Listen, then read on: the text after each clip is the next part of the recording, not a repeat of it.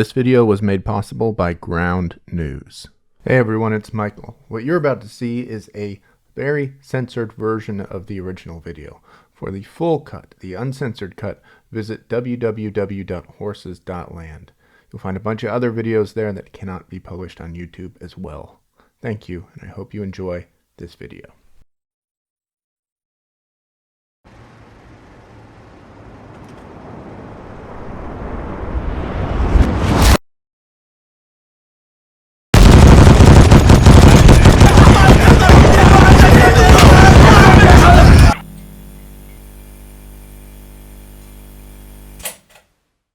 They made me sit down like a dog.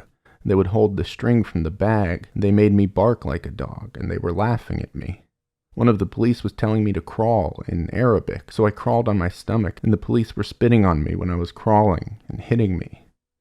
Then the police started me on my kidneys, and then they hit me on my right ear, and it started and I lost consciousness. A few days before they hit me on my ear, the American police, the guy who wears glasses, he put red woman's underwear over my head. Then he tied me to the window that's in the cell with my hands behind my back until I lost consciousness. And also, when I was in room number 1, they told me to lay down on my stomach, and they were jumping from the bed onto my back and my legs. And the other two were spitting on me and calling me names, and they held my hands and legs. After the guy with the glasses got tired, 2 of the American soldiers brought me to the ground and tied my hands to the door while laying down on my stomach. One of the police was on me and laughing. The soldier and his friend told me in a loud voice to lie down, so I did that. And then the policeman was opening my legs with a bag over my head, and he sat down between my legs on his knees, and I was looking at him from under the bag, and he was opening his pants, so I started screaming loudly, and the other police started hitting me with his feet on my neck, and he put his feet on my head so I couldn't scream. And then they put the loudspeaker inside the room, and they closed the door, and he was yelling in the microphone. They took me to the room, and they signaled me to get onto the floor. And one of the police, he put a part of his stick that he always carries inside my and I felt it going inside me about 2 centimeters approximately. I started screaming, and he pulled it out and he washed it with water inside the room. And then 2 American girls that were there when they were beating me, they were hitting me with a ball on my and when I was tied up in the room, one of the girls with blonde hair, she is white, she was playing with my and they were taking pictures of me during all these instances.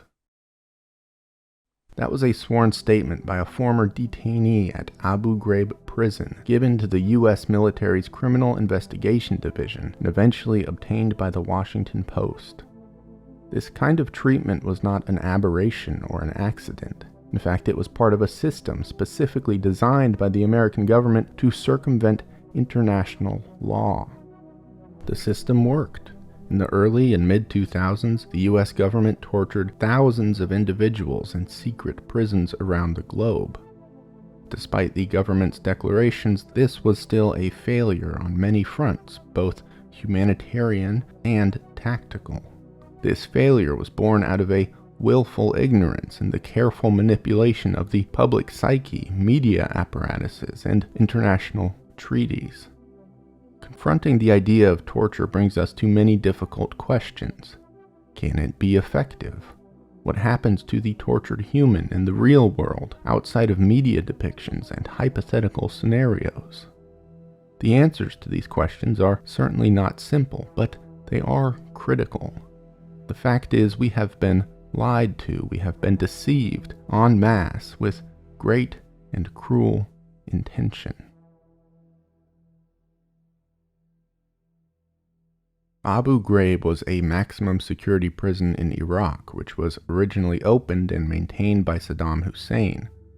Under Hussein, it mostly held political prisoners and dissidents. At its peak, the grossly overpopulated facility housed 50,000 inmates with 150 prisoners packed into rooms designed for just 24.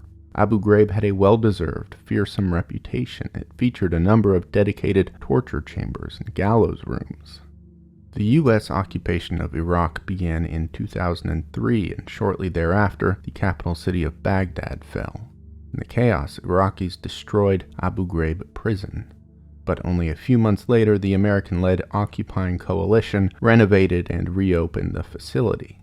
After the renovation, Brigadier General Janis L. Karpinski claimed that staying in the prison was like a vacation, and that, quote, "we were concerned they wouldn't want to leave." Of course, this was untrue. Abu Ghraib soon became hell itself on earth. Under U.S. operation, the prison was quickly populated by detainees and alleged insurgents. Alleged is an important word here. The International Committee of the Red Cross sent investigators to examine American conduct in Iraq around this time. Their report describes a, quote, fairly consistent pattern that reads, arresting authorities entered houses usually after dark, breaking down doors, waking up residents roughly, yelling orders, forcing family members into one room under military guard while searching the rest of the house, and further breaking doors, cabinets, and other property. They arrested suspects, tying their hands in the back with flexi cuffs, hooding them, and taking them away. Sometimes they arrested all adult males present in a house, including elderly, handicapped, or sick people. They were pushing people around, insulting, taking aim with rifles, punching and kicking and striking with rifles. The report further noted that, quote, in almost all instances, arresting authorities provided no information about who they were, where their base was located, nor did they explain the cause of arrest. Similarly, they rarely informed the arrestee or his family where he was being taken and for how long, resulting in the de facto disappearance of the arrestee. War is a brutal and dark place. While the above is certainly remarkable, it does not come as altogether surprising in the context of armed conflict. But we must consider two things. First, that the Iraq invasion was largely illegitimate. Saddam Hussein did not have weapons of mass destruction, nor was Iraq connected to 9/11 in any way. There is, of course, much more to be said for this, but we will save that for another essay.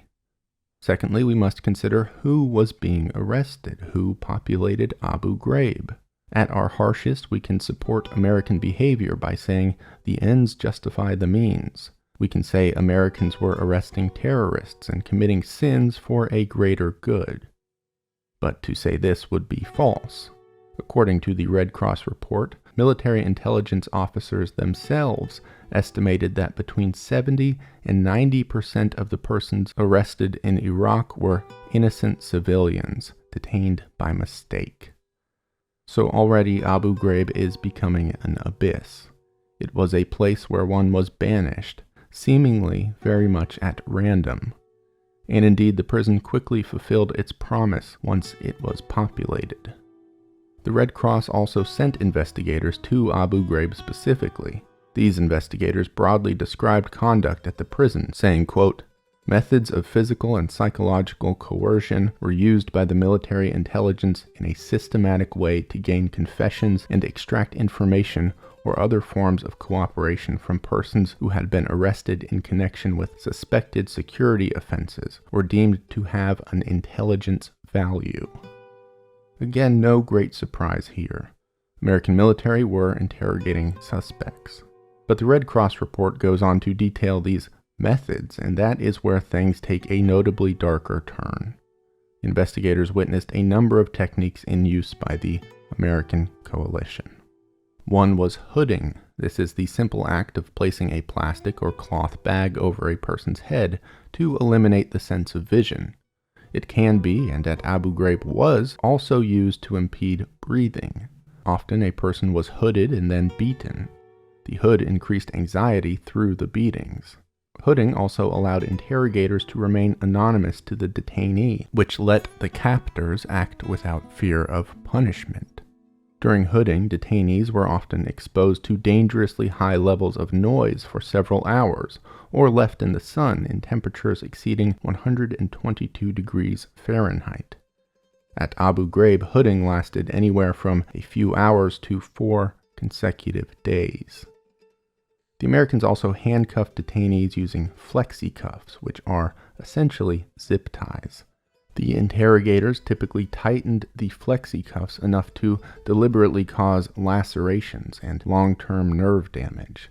They also used flexi-cuffs to attach detainees to cell doors while naked or in forced stress positions. Interrogators at Abu Ghraib additionally beat prisoners with a number of implements, including pistols and rifles. They also slapped, punched, and kicked detainees on the legs, sides, lower back, or groin. The Americans forced captives to walk naked around the prison in view of fellow prisoners and prison guards. During this exposure, detainees were sometimes hooded with cloth bags or women's underwear. When the Red Cross visited the so-titled isolated section of Abu Ghraib, they witnessed especially brutal interrogation methods firsthand. American forces broke chemical lights and poured phosphoric acid on detainees. Interrogators beat and sodomized detainees with a broomstick. They attacked the prisoners with dogs. A number of photos were taken by American forces during these interrogations. They were produced to use as blackmail against inmates. As part of the interrogation process, captors threatened to release these photos to the detainees' friends, family, or colleagues. But many of these images leaked to the public. The photos became infamous symbols of Abu Ghraib and larger American brutality in the Middle East. This is one of those photos. It shows Private First Class Lindy England. She is posed with a body, grinning at the camera, pointing to a man's genitals, and showing a thumbs up. This body belonged to Hayder Sabar Ab, or Abu Ghraib prisoner number 13077. Prior to the American invasion, Ab served in the Iraqi army for 18 years. When he tried to get out of a taxi at a military checkpoint in June of 2003, he was arrested and brought to Abu Ghraib. Ab was never charged with a crime, nor questioned prior to arriving at the prison. He later told the New York Times, quote, "We were not terrorists. We were not insurgents. We were just ordinary people, and American intelligence knew this." Ab later recounted a night in Abu Ghraib.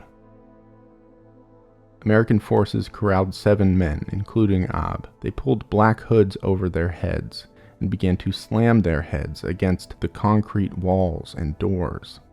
The Americans broke Ab's jaw, and Ab estimates they struck him about 50 times during the 2-hour beating. The interrogators then told all 7 men to strip naked. The prisoners informed them that they were Muslims and that to strip would violate religious principles. The interrogators beat the men and tore their clothes off with a knife. This is when the photo of Private England was taken. The interrogators then told Ab to masturbate while looking at Private England as she squeezed her breasts. Ab said he couldn't do it. The interrogators beat him again. Ab placed his hand on his own penis while the interrogators took dozens of photos. The Red Cross medical delegates sent to Abu Ghraib examined a number of prisoners. Among these inmates, they found concentration difficulties, memory problems, verbal expression difficulties, incoherent speech, abnormal behavior, and suicidal tendencies, which, quote, appeared to have been caused by the interrogations. The Red Cross, of course, asked military officials about what they'd witnessed at Abu Ghraib. The response was remarkably blasé. The military officer in charge of the interrogations offered a vague explanation. He said the methods were, quote, part of a process. This process, he also noted, had been used by American interrogators in a number of secret prisons around the world post 9/11.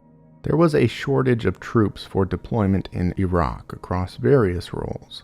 So low-ranking military policemen like Private England, who had no interrogation training, were assigned to, quote, soften up prisoners. The directions these police got from senior officers were vague. The police were told things like, make sure he has a bad night, or make sure he gets the treatment.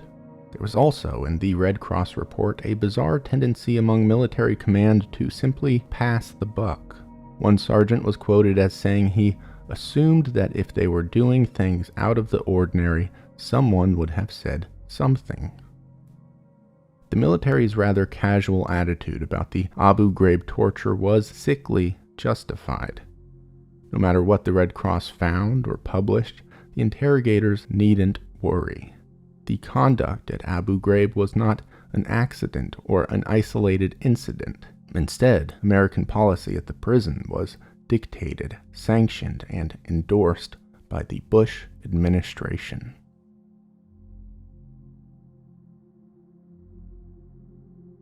The Bush administration created the horrors of Abu Ghraib in 3 ways. The first was blatant manipulation of international laws. After 9/11, the Bush administration decided that corrupting these laws would allow them to more easily win the so-called War on Terror. This process began in earnest with the now famous Guantanamo Bay prison in Cuba. In January of 2002, the United States began sending Afghan detainees to Guantanamo Bay. The Americans specifically chose the Cuban location because it put the detainees outside of the jurisdiction of U.S. courts. This worked quite well. When some inmates later tried to bring a legal challenge over the treatment of detainees at Guantanamo, the administration nullified their efforts. They claimed that U.S. courts did not have jurisdiction in Cuba, and so the challenge could not be brought at all. Recently, President Trump announced the creation of a detention center at Guantanamo Bay Prison, which he says will hold up to 30,000 migrants currently living illegally in the United States. Ground News bias comparison shows me there are subtle but meaningful differences in how this story is being reported. Left-leaning sources highlight criticism of the announcement, noting some have called this an act of brutality and a violation of international law. Right-leaning sources are focusing more on the administration's actions and intentions without addressing criticisms. We were told Guantanamo was exclusively for terrorists, but today it's being used to detain people fleeing from violence, not creating it. When the courts tried to intervene, America's Homeland Security Secretary celebrated the dismissal of the lawsuit, with some calling these detained migrants gang members, while others say it's an outright human rights disaster.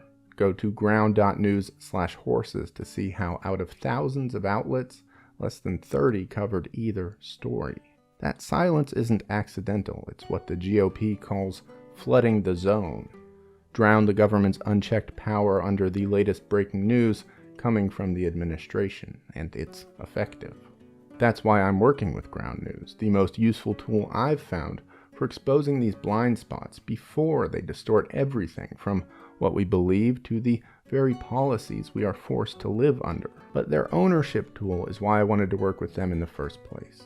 It maps the influence behind each news outlet, whether it's a part of a media empire answering to shareholders being shaped or censored by governments and billionaires, or if a source is independently owned with full freedom of speech. And because the news we miss impacts us just as much as the news we do see, Ground News built a blind spot feature to show what stories are getting attention exclusively from right or left-leaning news sources. Major news outlets basically try to farm outrage and get clicks so they can sell ad space. But Ground News is funded by subscribers. That's why I personally have been using Ground News, and I sincerely think it's a great product.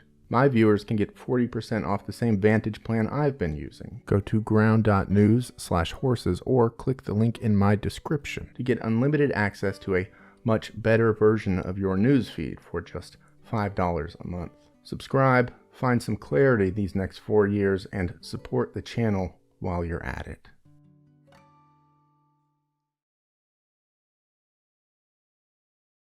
The Geneva Conventions are a set of international humanitarian laws that establish legal standards for the treatment of victims of war and armed conflicts.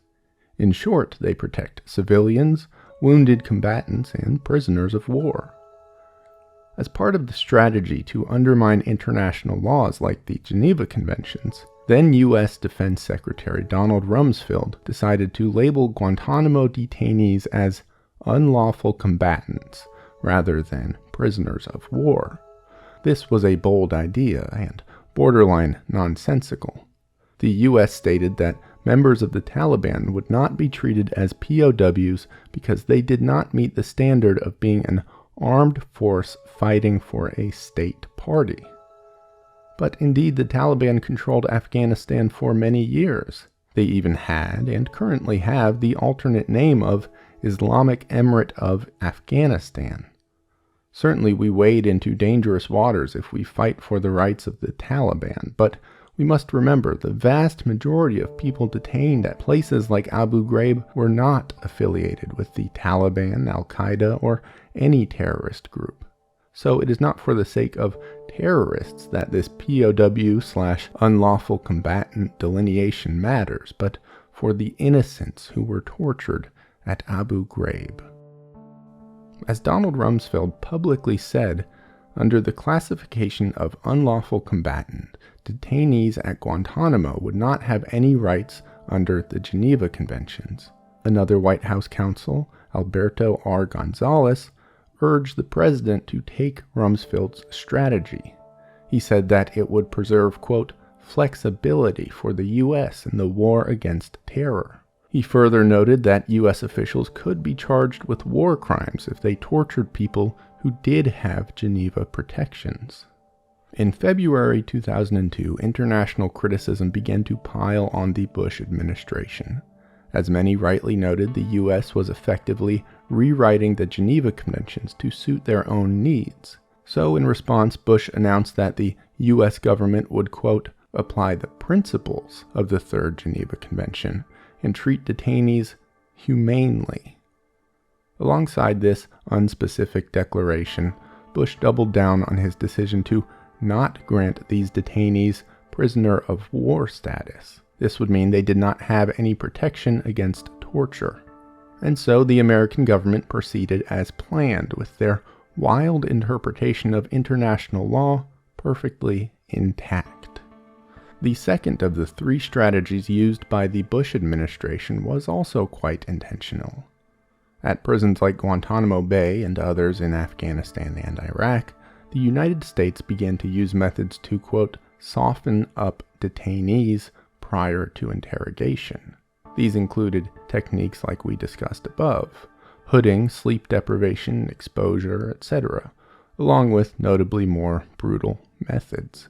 In one incident, a Guantanamo Bay detainee was interrogated for 20 hours per day for 7 weeks. During this time, he was stripped, made to wear women's underwear, forcibly injected with IV fluid, forced to urinate himself, led around on a leash, and made to bark like a dog.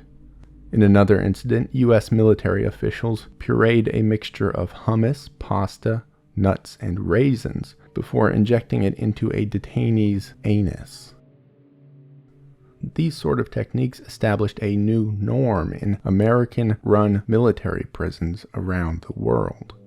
Nobody really knows what level of government authorized these kinds of things, but it was certainly not caused by solo, aberrant, bad apples. A captain at Abu Ghraib posted interrogation rules of engagement, which authorized methods that violated numerous international anti-torture laws, including the Geneva Conventions. Similar methods were indeed used around the Middle East, initially by higher-ranking members of the military.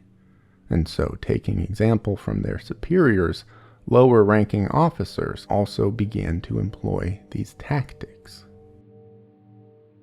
Third, and certainly not least, the Bush administration turned a blind eye to any and all mistreatment of detainees. The administration did not institute any meaningful policies which would protect captives from violent coercive methods. When the Red Cross initially discovered violent torture, Army officials' first move was, in fact, to restrict any further Red Cross access. Investigations into wrongful deaths went unsolved. Personnel accused of abuse were let free. Various human rights organizations and journalists warned U.S. officials repeatedly about violent torture of detainees from 2002 to 2004. These warnings went ignored, or worse. In 2002, at Bagram Air Base, 2 detainees died under mysterious circumstances. One was a 22-year-old man named Dilawar, who the military publicly insisted died of a heart attack. But the official, leaked U.S. military autopsy of Dilawar's body concluded that his cause of death was, quote, blunt force injuries to lower extremities. That same autopsy noted the mode of death was homicide. There was also a 30-year-old named Habibullah. Again, the leaked U.S. military autopsy ruled the cause of his death to be, quote, pulmonary embolism due to blunt force injury. It is worth noting that years later, in 2012, many members of the U.S. military were charged with crimes relating to these particular incidents. It is also worth noting the results of these charges. As we look at the punishments issued, we find borderline impunity. A few individuals involved were sent to jail for 60 or 90 days. Many were simply given letters of reprimand. Several others were acquitted entirely. Altogether, up until President Bush declared his ostensible end to the Iraq combat operations in 2003, the U.S. detained 12,000 Iraqis for periods exceeding several weeks. And once again, according to the military apparatus itself, 70 to 90% of those in custody were arrested, quote, by mistake. All of this is to say the horrors of Abu Ghraib were no aberration. As scattershot as the torturing was, it was part of a concerted effort and undertaken within a system of belief. So what exactly is that system? Why did the Americans believe torture to be so important? What is the case for torture? Certainly, beyond the shadow of a doubt, there are individuals who torture others out of pure sadism. But also certainly, torture exists as the result of a broader, more utilitarian thought process. Before we are able to effectively dismantle this thought process, we must make an effort to understand it. At its most base level, torture is the attempt to force information retrieval from the brain of the unwilling. People do not like discomfort or pain, so by forcing these feelings onto an individual, they will eventually break. The idea of breaking a person is core to the philosophy of torture. Some U.S. government officials have been quite direct in endorsing this idea. When asked about U.S. Senator John McCain's repudiation of torture, former U.S. presidential candidate Rick Santorum replied, quote, "He doesn't understand how enhanced interrogation works. I mean, you break somebody, and after they've broken, they become cooperative." Senator John McCain was tortured in Vietnam for 5 consecutive years. Rick Santorum never served in a military position. The primary dubious source of breaking a person comes from a sort of folk knowledge of the human mind. People don't like pain, so they cooperate. But folk knowledge is not always real knowledge. As author Shane O'Meara has noted, generations of educated people believed that the sun traveled around the earth. This explained night and day quite simply, despite not having any scientific basis. This sort of belief is common in thinking about human behavior. For example, we say we drink water because we are thirsty. This is true to a degree. But imagine you were in some extraordinary circumstance, like being stranded on a desert island. In that sort of scenario, the folk understanding of hydration meets the barriers of reality. We must drink water, yes, but not immediately. We actually have about 3 days before we die of dehydration. There is also water all around us in the form of salt water, but drinking this will actually dehydrate our bodies. Thirst should rather be understood as the end point in a long, complex chain of physiological processes. So our simple understanding of the human body, which says we drink to satiate thirst, is true. However, when applied to more remarkable situations, this explanation begins to break down because of its vagueness. Later in this essay, we will dissect how precisely this applies to torture, but for now, we can understand that one part of the pro-torture argument is this simplified, base understanding of the human mind. Still, there is more to the picture. Aside from basic explanations for human behavior, one of the more popular pro-torture arguments is a ticking time bomb scenario. This usually goes something like the following. Imagine a bomb has been planted which will kill a large number of innocent civilians. The authorities have detained the man who has planted the bomb, but the man refuses to disclose the bomb's location. If torturing the man is the only way to find the bomb and save countless innocents, are we not morally obligated to torture him? Most people, given this scenario alone, would probably agree that the man should be tortured and would couch their response with remarks about hard decisions, saving lives, or other appropriately apologetic language. Indeed, the ticking time bomb scenario has been used to justify countless amounts of torture throughout history. Paired with a simplified view of the human psyche, this scenario, or many like it, provide a platform for the act of torture.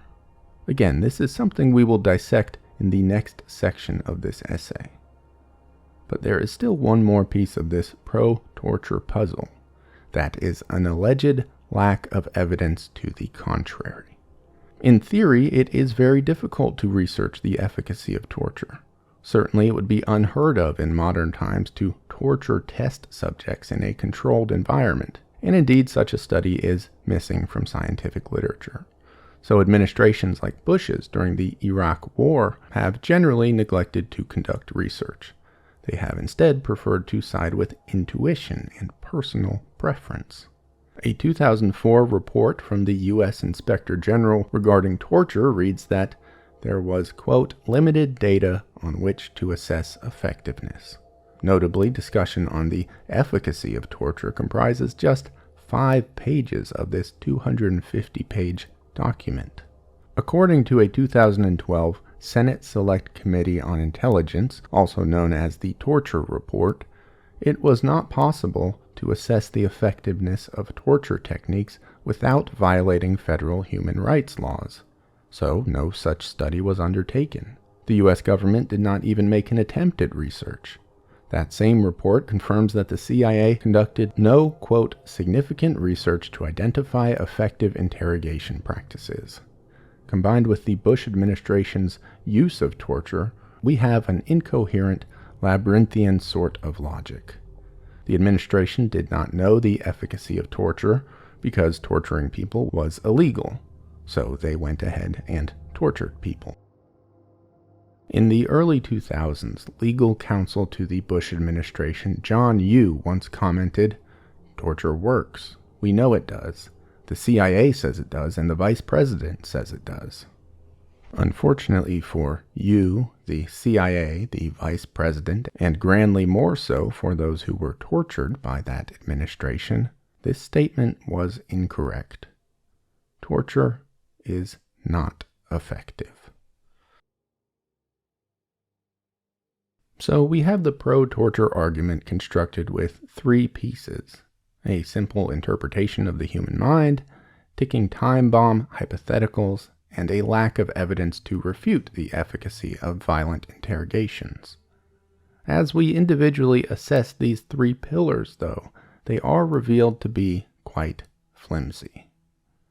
First, the folksy understanding that fuels torture is, in fact, tremendously incorrect. There are many other examples of this faulty knowledge in modern culture. You do not only use 10% of your brain. Schizophrenics do not have split personalities. Human memory is actually a really bad source of information, etc., etc. The idea that torture is effective should and can be slotted in alongside these common misconceptions. In essence, a torturer is trying to get a detainee to recollect and betray something from memory. There has been massive amounts of research done on human cognition, memory, and stress. As Shane O'Meara reported in his paper, Torturing the Brain, everything we know about the human brain suggests that torture is entirely counterproductive. The prefrontal cortex and the hippocampus are the parts of the brain which are linked to memory retrieval. Experiencing stress causes a massive release of stress hormones like cortisol and noradrenaline. Both the prefrontal cortex and the hippocampus are very rich in receptors to these hormones. As these parts of the brain become flooded by cortisol and noradrenaline, they significantly lose their ability to function, and they can even actively lose tissue. Again, it is precisely these two parts of the brain which control memory retrieval. All this together means that a stressful interrogation or outright torture actually compromises the part of the brain which the torturer is trying to access and engage. So on the most foundational biochemical level, torture simply cannot work. The attempt to brute force a mind for information through violence destroys the part of the brain which can access that information. This is not just theory. Brain imaging of torture survivors has revealed huge abnormalities in the prefrontal cortex and hippocampus. During an interrogation, this problem can manifest in a few ways, one of which is called confabulation. This is the process of producing false memories, which is a common side effect of extreme stress on the brain. High levels of stress hormones can also lead to the simple inability to recall memories. So torture, rather than revealing information, can actually create false information and destroy genuine memories. Furthermore, in a torture situation, we must remember the captive's only motivation is to escape the extreme stress. In classical psychology, things which promise an escape from a stress situation are called safety signals. For the detainee, the safety signal in an interrogation is not really true, factual information, but the act of speaking something, verbally communicating some kind of information. While a detainee is speaking, they are not being tortured. So the factuality of the detainee's words is not the safety signal, but the words themselves. The result then, of course, becomes information that probably isn't true. If our torturers act based on this information, the perils are numerous. Best case scenario, we have a huge waste of resources, money, and time spent on some wild goose chase, along with the senseless torture of one individual. Worst case scenario, well, the mind can scarcely imagine how bad things could get. There's also the rather obvious fact that different people have varying pain tolerances. The Algerian War of Independence was a conflict between France and the Algerian Liberation Front in the mid-20th century. During the war, the French military engaged in a top-down, intentional campaign of torture on Algerian fighters. Time and time again, they found that Algerians were unaffected by tortures which would destroy affluent Europeans. The French pointed to a combination of factors. Hardcore revolutionaries were immensely stubborn because of their profound belief in their cause. Torturing these Algerians only seemed to strengthen their resolution. This was quite a problem because it was precisely these people who could have provided the most useful information. For the peasant class, the French experienced a similar resistance. They noted that the extraordinary and various hardships of life as an Algerian peasant meant these men were well suited to resist the physical pains of torture. For an interrogator, the natural response to this is simple. If a person is highly tolerant of pain, you can simply issue more. Unfortunately, this doesn't really bear out in reality. The cultural idea of torture tells us that pain is some sort of scale, with some abstract unit of measurement. If a little pain doesn't get someone to talk, we can add more and thus increase the likelihood of that person divulging information. But this isn't really how pain works. As the body becomes more damaged, its ability to feel pain declines remarkably. Survivors of torture have attested to this precisely. A man who was forced to stand for a long time noted, "I lost all power of feeling." One man who was the subject of acid burns said he, quote, felt nothing. Another victim said that through the torture, quote, your whole upper torso becomes numb. It's a relief. You feel no more pain. A man who had his flesh burned with a torch said, "Did not hurt too much because I was so feeble that I did not care." Even most damningly, one torture survivor noted, "A beating is not effective torture because after the first few blows, you don't feel anything." Furthermore, pain is basically an umbrella term which can describe a large number of feelings: burning, searing, throbbing, aching, cutting, etc. Victims have often recalled these different sensations playing against one another in a beneficial way. One man noted that he had a finger from his left hand severed, then one from his right. But at this point he did not feel double the pain. Instead, the pain from his right hand simply eliminated that from his left. So altogether we have a compounding sort of failure. Torturing a person destroys the parts of the brain that handle information retrieval. The people interrogators most want to question are likely the most resistant to pain. Anyways, more injury does not create more pain, just the opposite, in fact. So we can see that the folkloric idea of torture and how it works is really quite misled. Returning to the French-Algerian conflict, the French ultimately lost their war, with its top military officials proclaiming their torturous endeavors as a waste of time and resources. In fact, in an extensive look at records from the conflict, researcher Darius Rejali found that, quote, "No rank-and-file soldier has related an incident in which he personally, through timely interrogation, produced information that averted a loss of life."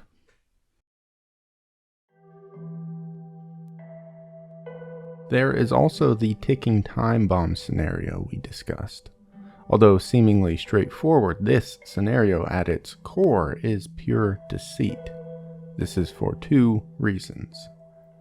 As we assess the ticking time bomb idea, we discover how tremendously outlandish it is. In this hypothetical, we know with absolute certainty that the captive is responsible for the bomb. We also know for a fact that he does know where the bomb is, and we know with absolute certainty that torturing him will produce the correct information and will allow us to defuse said explosive. We further have knowledge about every single minute detail regarding the impending threat: time of detonation, the group responsible, even the manufacturing and planning of the bomb.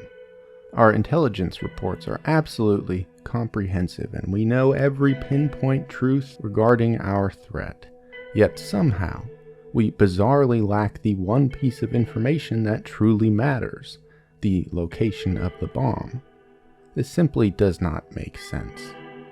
In fact, researchers have combed through history and contemporary record and have produced no examples of a ticking time bomb scenario ever actually having occurred.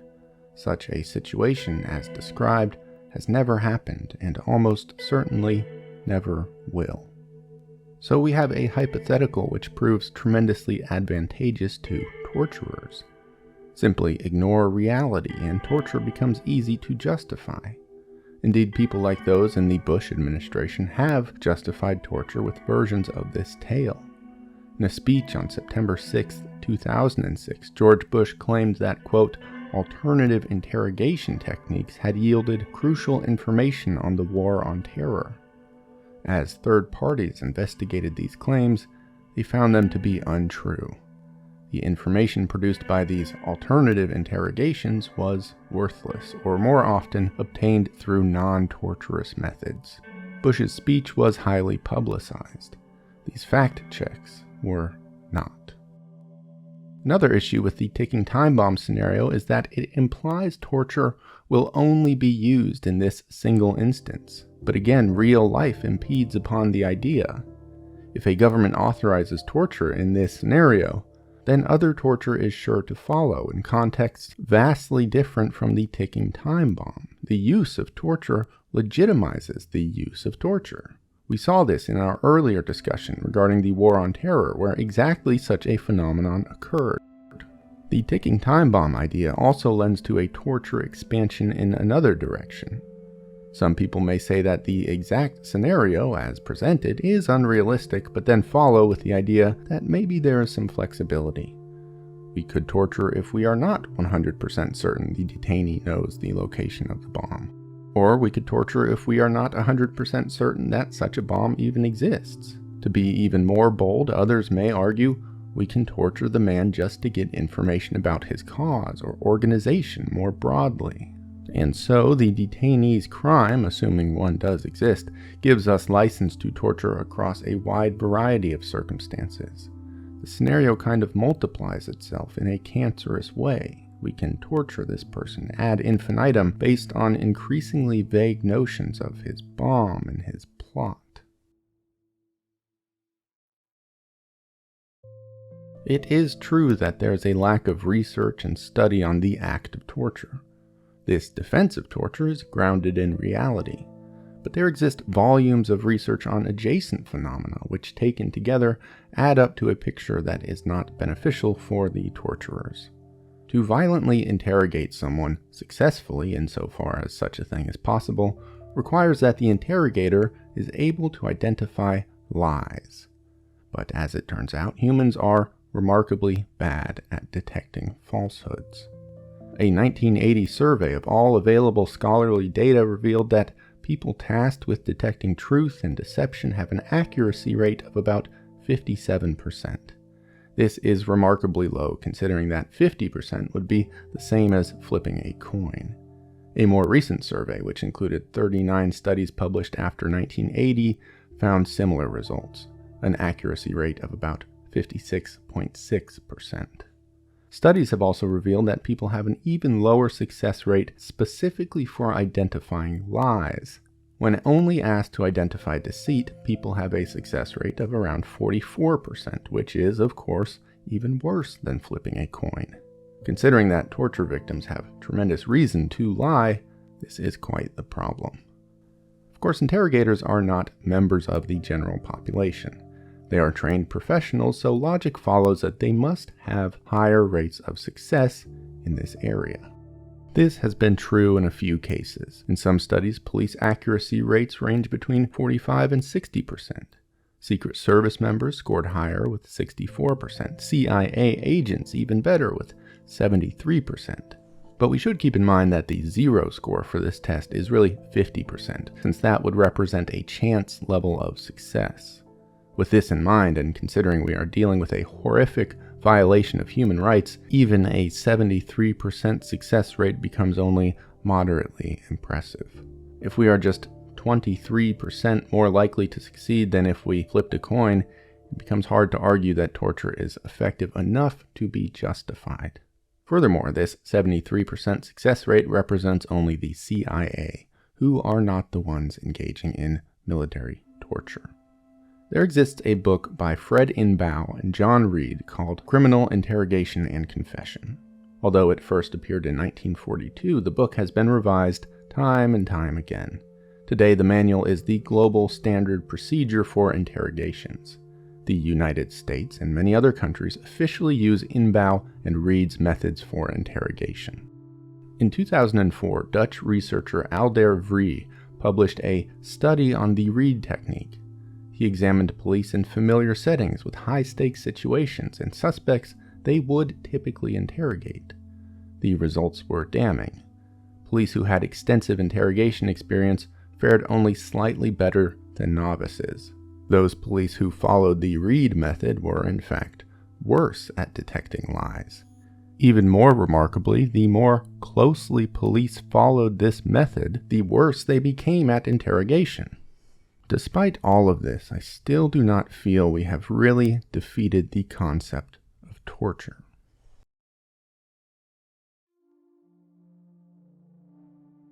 Most people abstractly agree that torture is bad, but it is often funneled into the category of a necessary evil, which carries the implication that violent interrogation, although ethically dubious, produces results.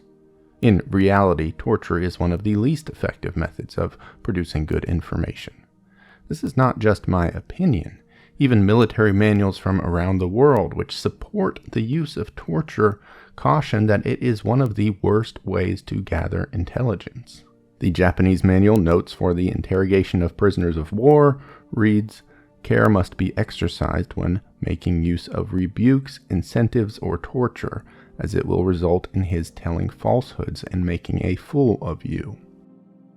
An Indonesian interrogation manual says, quote, "The use of force often has the consequence that the person being interrogated under duress confesses falsely because he is afraid, and as a consequence agrees to everything the interrogator wishes." One CIA counterintelligence manual declares, "Intense pain is quite likely to produce false confessions, concocted as a means of escaping from distress." The U.S. Army Field Manual, in a section titled Intelligence Interrogations, describes the following. "At best, use of force is a poor technique since it may induce the subject to tell what he thinks the interrogator wants to hear. The subject may not possess the information sought, but he will fabricate information to please the interrogator and bring an end to the force being applied." This isn't exactly a new development either. A Chinese legal text dated to circa 217 reads, "Obtaining the facts of the person without using violence is best. Applying violence is inferior, for when there is fear, everything is spoiled." In pre-revolutionary France, prosecutors sought confessions for a total of 785 cases. They used typical torturous methods of the era: bone crushing, stomach pumping, burning, thumb screws, etc. In Paris, these prosecutors achieved a confession rate between 3 and 9%. Across other provinces, the highest achieved rate was just 14.2%. One of the reasons for this is that torture broadly sows disdain and erodes trust. Public cooperation, by contrast, is one of the most effective ways for authorities to gain information. When we look at policing in America, we see that unless a member of the public willingly identifies a suspect, the chance of a crime being solved is about 10%. Still, we may be tempted to say that these numbers are not zero. Surely, something is better than nothing. But in fact, torture has a tremendous tendency to produce information that is much worse than nothing. That is untrue information. The problem exists even more severely if the captive in fact has no information at all. In such a case, they will very likely lie to stop the torture. They may give the name of someone they hate in a desire to settle a petty feud. They may give a random name, location, or information. Whatever the case may be, the investigators are now loaded with a bevy of false information to act upon. In this case, nothing would have certainly been better than something. Despite all of this, there is one vaguely cultural notion which acts as a pro-torture argument. This sentiment, I'm sure, will be represented in the comments section of this video. That is some version of the idea that liberals with weak constitutions just don't want to deal with the darker realities of life, that torture does work, and bleeding heart sensibilities are just grasping for ways to ignore some frightening reality. I don't know that this is the best argument for torture. In fact, I would say it's perhaps the worst. But it is strangely the hardest to defeat. This sort of argument is one not based in reality. It is one that in fact rejects reality.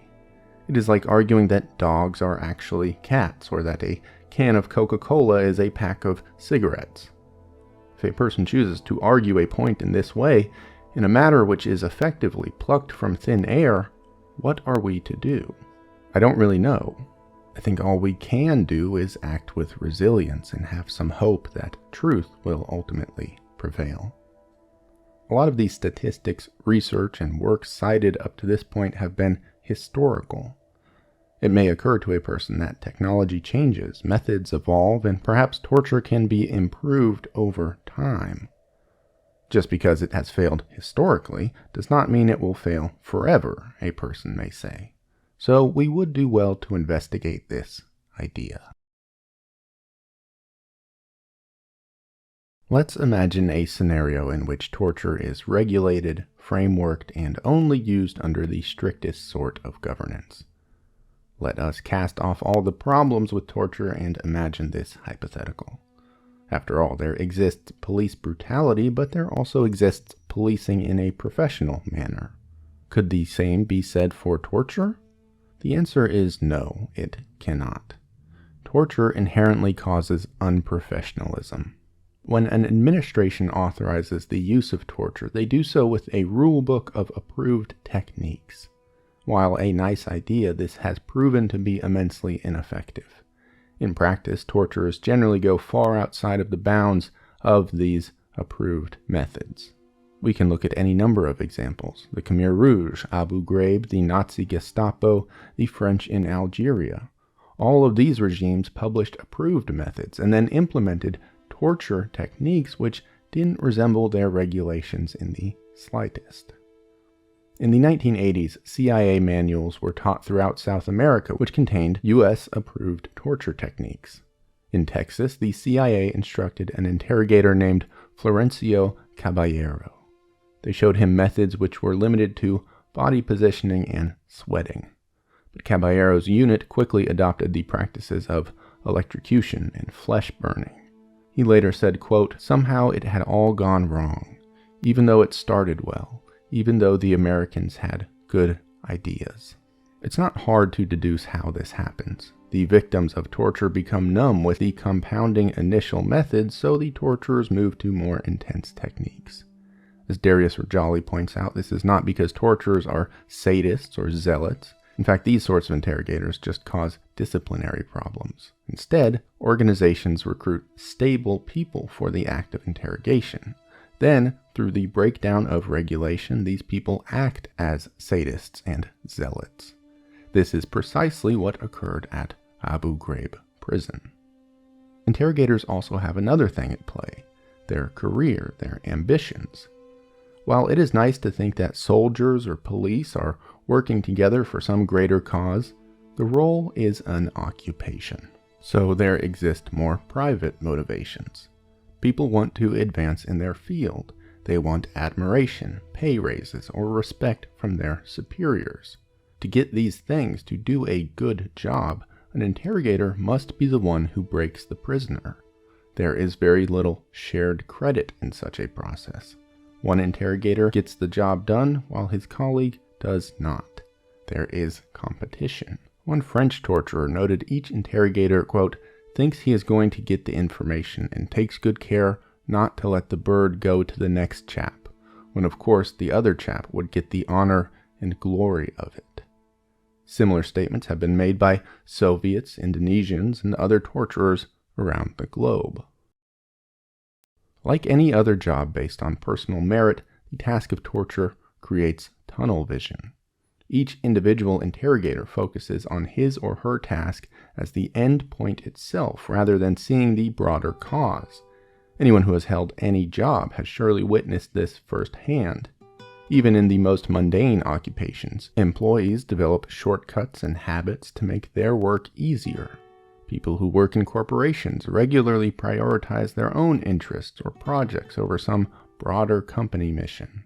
Politicians act selfishly, motivated by personal success rather than the strengthening of a nation. Military positions are not immune to this phenomenon. As a result, informal codes of conduct emerge as subcultural elements in intelligence organizations. Even American police today operate with their own unwritten code, which is largely removed from any official regulations. The same happens with other military organizations, as one U.S. Special Forces major noted. Quote, "Units were on their own wavelength. You have two parallel chains of command, and one could wind up doing what they felt like doing." This is in part what led to the atrocities at Abu Ghraib. The Bush administration issued their declarations, and soldiers on the ground operated independently of these platitudes. When organizations use torture as a weapon, it also leads to a tremendous deskilling. The fact is that torturing someone is much less laborious than not torturing. To spend time on other modes of intelligence gathering requires careful surveillance, interviewing, fact-checking, and analysis. It's just easier to torture people. This fact is hardly new.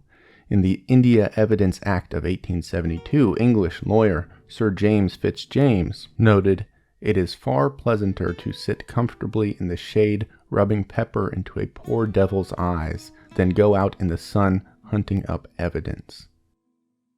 In more modern times, the CIA's Human Resources Exploitation Training Manual says the routine use of torture lowers the moral caliber of the organization that uses it and corrupts those that rely on it as the quick and easy way out. Torture, when instituted from the top down, becomes little more than a clumsy shortcut which overtakes more labor-intensive, expensive, and difficult investigatory work. With all of this in mind, the idea of somehow professionally torturing an individual is fiction. It is at best a scenario which inherently leads to unprofessional torture. Torture is one of the many concepts in the world that exists for 99.9999% of individuals as mere abstract. It is almost not even an action, but an idea. Very few people will be tortured or will torture anyone else. This lends to another problem: the intentional corruption, manipulation, and distortion of torture itself by bad actors.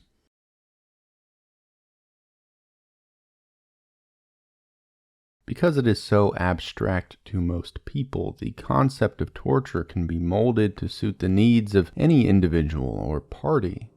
And indeed, this has happened.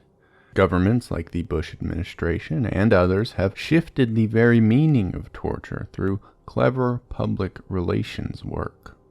As researcher Schlag has noted, top-down attempts to justify torture generally follow a three-step protocol. First, agents cast the anti-torture ideology against fictitious, cut-and-dry hypotheticals like the ticking time bomb scenario. They proclaim that there are indeed extraordinary circumstances which call for torture. Second, these agents then distinguish carefully between torture and ill treatment, sometimes coining new terms like the Bush administration's now famous enhanced interrogation verbiage. As they do so, they create a new category for interrogation techniques, which is vague enough to include a huge range of conduct. Meanwhile, they categorize isolated, indisputable incidents of pure torture as unprofessional aberrations. Third, the agents then reaffirm the prohibition of certain horrific tortures while minimizing discussion of others. They point to extreme tortures and affirm they are not engaging in anything like that. They declare that assaulting someone's anus with a broomstick is surely unacceptable torture. On the other hand, something which is ostensibly less severe, like waterboarding or sleep deprivation, becomes an entirely different thing. Therefore, it is not torture. In reality, these latter methods are in fact torture, but this arbitrary distinction works to legitimize them as interrogation techniques. Acting agents may also deceitfully cherry-pick instances of these so-proclaimed less severe methods being effective. In 2007, CIA intelligence officer John Kirikow claimed in an ABC News interview that waterboarding al-Qaeda members produced information which stopped, quote, dozens of attacks.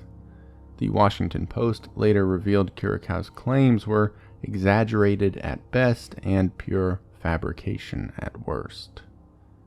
In the late 90s, there was a reported story that Philippine police tortured information from an al-Qaeda member and foiled a plot to blow up 11 U.S. passenger jets. The numerous international news articles about this conveniently ignored that police had discovered the bomb plot, in fact, by seizing the man's computer at time of arrest, long before they had ever tortured him.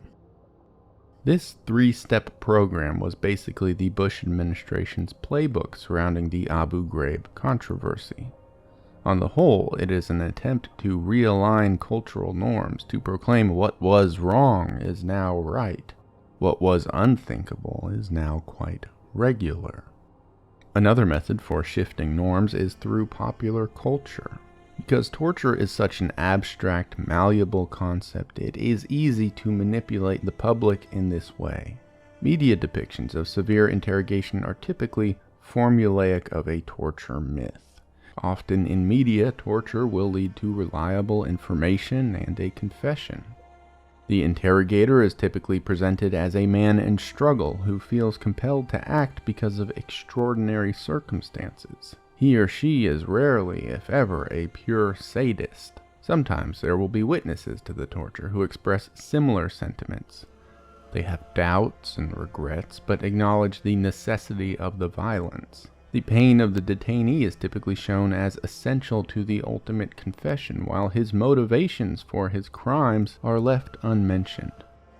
To be more precise, the television show 24 was emblematic and symbolic of the global war on terror.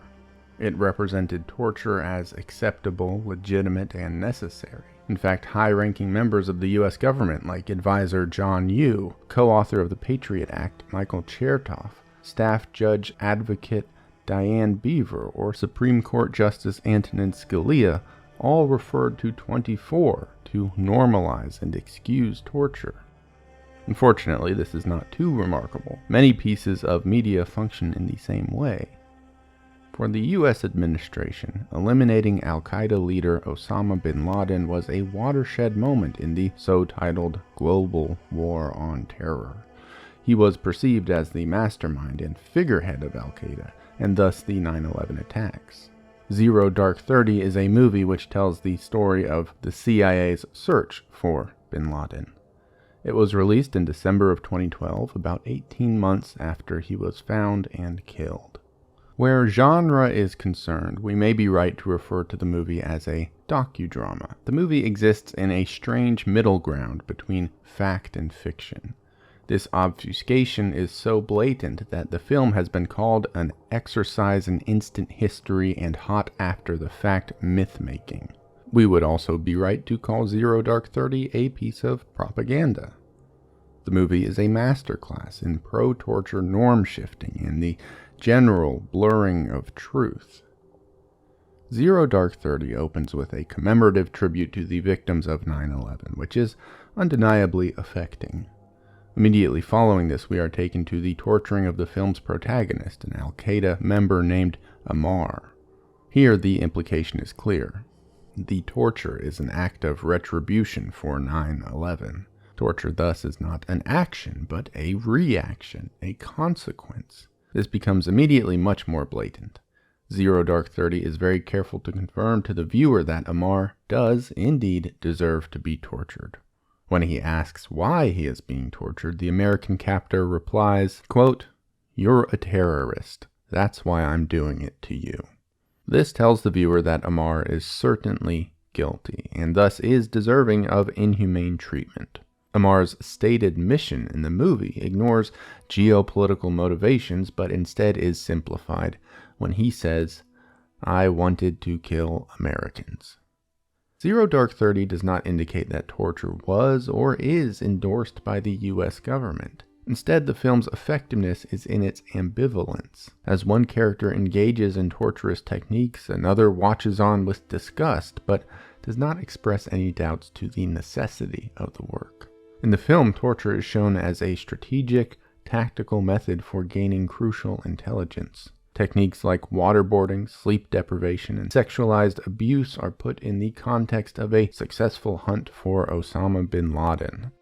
The film portrays torture as a necessary and legitimate tool in capturing bin Laden, and thus in making progress in the global war on terror. All the while, the film ignores any incisive context of that war, the Iraq invasion, or the broader consequences of torture.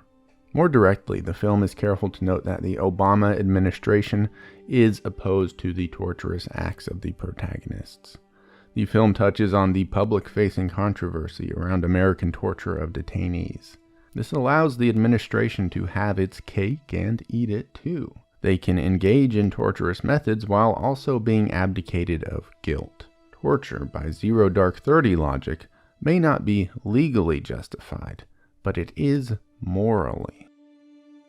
The CIA eagerly cooperated with the filmmakers and writers behind Zero Dark 30. The production team was granted, quote, unprecedented access to classified details about CIA operations.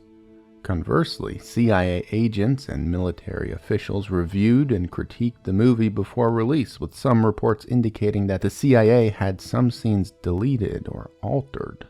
This is just one example, but films like Zero Dark 30 come around relatively often, seeking to shift norms and influence public opinion quite blatantly.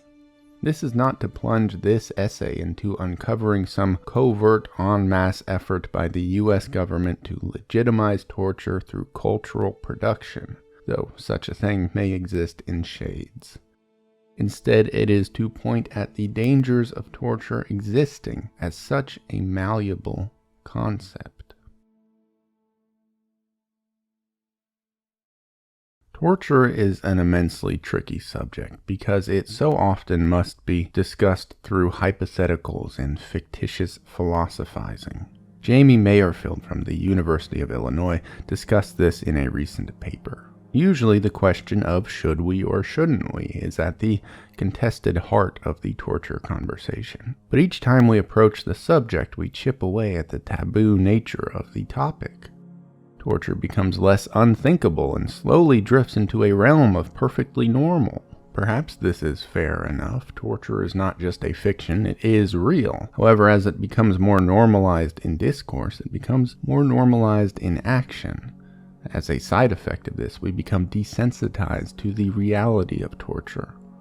Like a teenager who spends too much time watching gore videos or pornography online, we forget about the real world. Those things which are so remarkable become quite unremarkable. As an idea, be it torture or anything else, drifts into the theoretical, it is also susceptible to the implantation of false ideas and corruption by untruths. We construct examples and scenarios which ignore the realities of the world, scenarios like that of the ticking time bomb. When we exist in these sorts of worlds, it is easy for us to make the right call. We can ignore the realities of the human brain, of human behavior, of anything at all, just to achieve a nice, tidy picture. When we combine this with emotionally charged rhetoric and scenarios, it becomes very easy to form torture into something good. As I reach the end of this writing, it strikes me as a strange feeling to spend so much time arguing that torture is bad. It is strange to me that it requires an hour-long explanation to declare that it is wrong to rape a person with a fluorescent light bulb, to beat a man until he dies of a heart attack, or to waterboard a person for 200 hours. I do not really know why this is. I am unable to diagnose the problem here, but I am certain, very certain, that an equally robust explanation for justifying torture cannot exist. There isn't enough material or evidence to do such a thing. There is no method for justifying torture, not one which is grounded in anything beyond savage, primal, and imaginary explanation. When we deal instead with facts, science, and research, we arrive at a more accurate reality. Torture does not work, nor has it ever, nor will it ever. The most universal and cruel aspect about torture is just that. Those who are tortured for nothing.